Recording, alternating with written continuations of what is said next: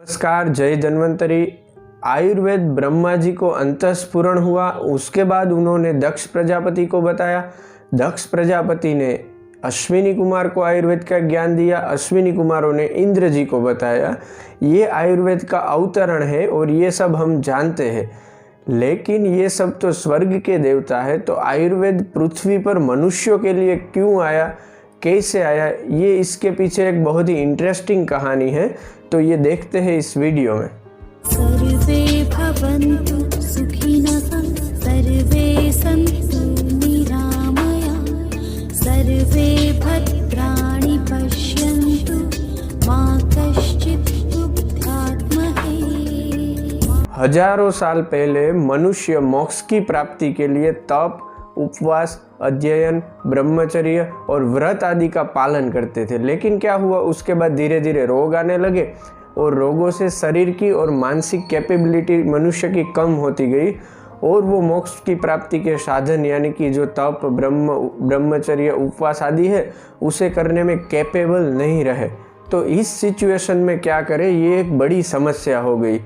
इसका सॉल्यूशन ढूंढने के लिए और सभी प्राणियों को फ़ायदा हो, इसके लिए भारत के सभी ऋषि मुनि हिमालय में एकत्रित हुए। उन्होंने एक मीटिंग का आयोजन किया।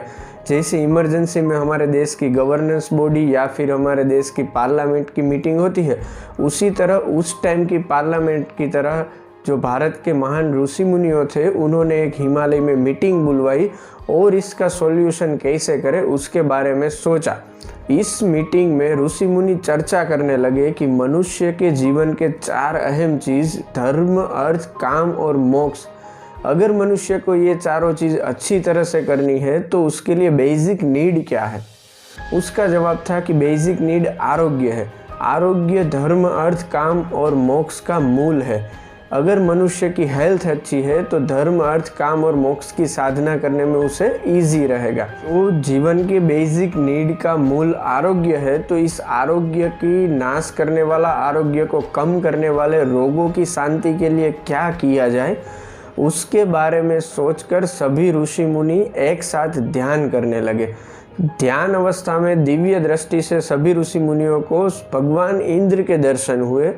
तो उसके बाद सभी ऋषि मुनियों ने तय किया कि हमारी समस्या का समाधान सिर्फ भगवान इंद्र के पास ही होगा, इसलिए उन्होंने भगवान इंद्र के पास जाने का तय किया। लेकिन समस्या ये हुई कि भगवान इंद्र के पास जाएगा कौन।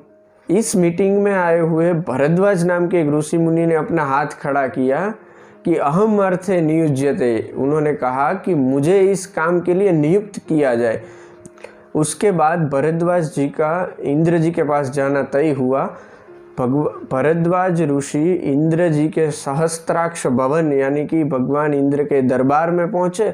उसको नमन करके उसने समस्या बताई कि पृथ्वी पर इस तरह से रोग मनुष्य को मोक्ष की प्राप्ति में बाधा डाल रहे हैं, तो इसकी समस्या का समाधान हम कैसे करें। पहले तो भगवान इंद्र ने भरद्वाज ऋषि आयुर्वेद ज्ञान के योग्य है कि नहीं उसकी परीक्षा की। उसे योग्य जानने के बाद उसे त्रिसूत्र के रूप में आयुर्वेद दिया। त्रिसूत्र क्या है? त्रिसूत्र मतलब हेतु, लिंग और औषध। हेतु यानी कि रोगों के कारण, लिंग यानी कि रोगों के लक्षण और औषध यानी कि रोगों का दवा। तो ये त्रिसूत्र के रूप में to the point Ayurveda Indra ji ने भरद्वाज जी को बताया और भरद्वाज जी ने उसे ग्रहण किया। उसके बाद वो पृथ्वी पर वापस आए।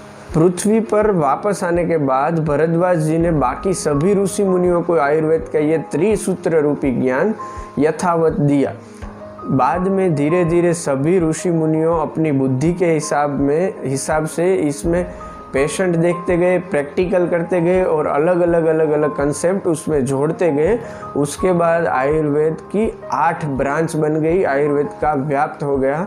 अगर एग्जाम्पल के तौर पर देखें तो भरद्वाज ऋषि ने भगवान पुनर्वसु आत्रेय जी को आयुर्वेद त्रिसूत्र के रूप में बताया। भगवान पुनर्वसु आत्रेय ने ऋषि परंपरा के अनुसार उसके पास जो स्टूडेंट सीखने आते थे उसके शिष्यों को आयुर्वेद का ज्ञान दिया। उसमें से उसके एक शिष्य अग्निवेश जो बहुत होशियार थे, होनहार शिष्य थे, उन्होंने पुनर्वसु आत्रेय जी का और उसका संवाद और उसके कंसेप्ट मिलाकर एक संहिता के रूप में पब्लिश किया, जो आजकल हमारे चरक संहिता के रूप से जानी जाती है। ऐसे ही अलग अलग शिष्यों ने अलग अलग कंसेप्ट में डीप रिसर्च किया, प्रैक्टिकल किया, उसके बाद में अलग अलग संहिताएं प्रतिपादित की और धीरे धीरे आयुर्वेद का व्याप्त सारी पृथ्वी पर हो गया और सारी पृथ्वी पर धीरे धीरे रोग कंट्रोल होने लगे। और पौराणिक ऋषि मुनियों के ज़माने में आयुर्वेद इस तरह से पृथ्वी पर आया और व्याप्त हुआ और अभी तक वो शाश्वत है और अभी तक वैसे ही रिजल्ट दे रहा है। अगर आपको ये वीडियो इन्फॉर्मेटिव लगा है तो लाइक कीजिए, शेयर कीजिए और हमारी चैनल को सब्सक्राइब कीजिए। जय धन्वंतरी।